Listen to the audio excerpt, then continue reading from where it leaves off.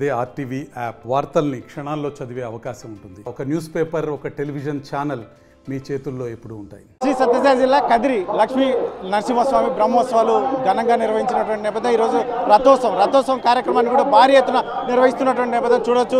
రథాన్ని ఇప్పటికే అంగరంగ వైభవంగా పూలతో కూడా ఇక్కడ అలంకరించినటువంటి నేపథ్యం. ఈ లక్ష్మీ నరసింహస్వామి ఈ ఏదైతే ఉందో బ్రహ్మోత్సవాలు రథోత్సవం అనేది చాలా అద్భుతంగా నిర్వహించడం ఈ కదిరి నియోజకవర్గంలో అద్భుతంగా చెప్పుకుంటారు.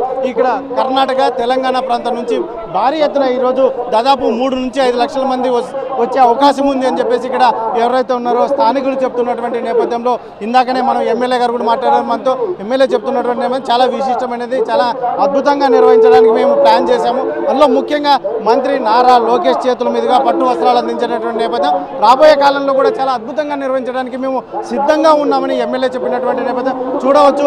రథం లాగడానికి సిద్ధంగా ఇప్పటికే భక్తులు భారీ ఎత్తున మనం ఇక్కడ చూస్తే ఒకరికొకరు అసలు ఇసుక వేస్తే రాలనంత ఇదిగా భక్తులు ఇప్పటికే చేరుకున్నటువంటి నేపథ్యం. మిద్దెలపైకి కూడా జనం భారీగా చేరుకొని ఇక్కడ ఎంతో ఆహ్లాదకరంగా ముఖ్యంగా స్వామి రథాన్ని కన్నుల పండుగ తన కన్నులతో ఆనందంగా వీక్షించాలని ఇప్పటికే మిద్దెలపైకి ఎక్కి ఇక్కడ చాలామంది ఎదురు చూస్తున్నటువంటి నేపథ్యం. ఇప్పటికే పూజా కార్యక్రమాలు నిర్వహించారు, ఇంకా కొనసాగుతున్నాయి. ఆ తర్వాత రథాన్ని లాగే కార్యక్రమం మొదలవుతుంది. ముఖ్యంగా ఈరోజు రథం మీదకి ఏదైతే ఉందో దవనము మిరియాలు వేయడం వల్ల స్వామివారికి అనుకున్న కోరికలు తీరుతాయని చెప్పేసి ప్రధాన అర్చకులు కూడా చెప్తున్నటువంటి నేపథ్యం. ఇటువంటి పరిస్థితుల్లోనే ఇప్పటికే ఇక్కడ అన్ని ఏర్పాట్లు చేశాము అని చెప్పేసి చెప్తున్నటువంటి నేపథ్యంలో ఇక్కడ ఎమ్మెల్యే కూడా ఇందాకే మాట్లాడారు. ఇక్కడ ఎటువంటి ఇబ్బంది లేకుండా బయట నుంచి వచ్చే భక్తులకు ఇక్కడ ప్రాంత ప్రజలే వారికి ప్రసాదం కావచ్చు, లేదంటే భోజన కార్యక్రమాలు కావచ్చు, టిఫిన్ కావచ్చు, ఇటువంటివన్నీ వాళ్ళు స్వచ్ఛందంగా ఏర్పాటు చేయడం ఇక్కడ ఆనవాయితీ అని చెప్పి చెప్తున్నటువంటి నేపథ్యంలో మరి ఇక్కడ రథం లాగడానికి ఇప్పటికే సిద్ధమైనటువంటి నేపథ్యం.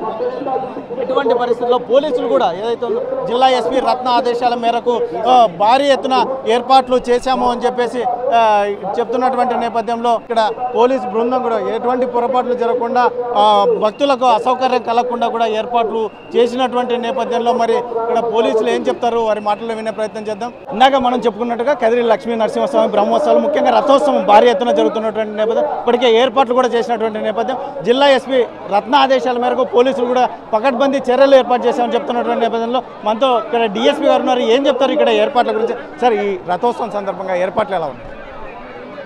ఉన్నతాధికారుల ఆదేశాల మేరకు మా ఎస్పీ గారి సూచనల మేరకు 6 డిఎస్పీలు, 30 మంది సిఐలు, 700 మంది సిబ్బంది రాయలసీమ 4 జిల్లాల నుంచి వచ్చినారు.